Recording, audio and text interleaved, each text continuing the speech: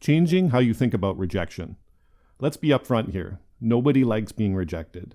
It's easy to take not getting chosen for a given role personally. But before you consider tearing yourself down, I'd like you to think about a few things. First off, you are not privy to all the factors that went into the employer making their decision.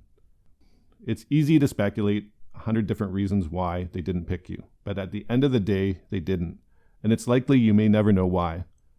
Just because you didn't get the job doesn't mean that you weren't a great candidate. The employer feeling you were not the best fit is an opinion, not a fact.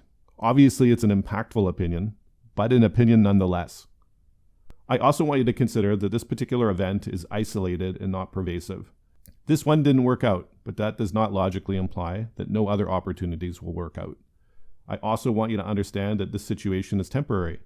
This rejection only lasts as long as it takes you to move on to the next opportunity. I like to think of no standing for next opportunity. It can be tempting to replay all the things you may have done differently in an interview over and over in your head, but if you can't change the outcome, what purpose does this serve other than make you feel bad and waste time?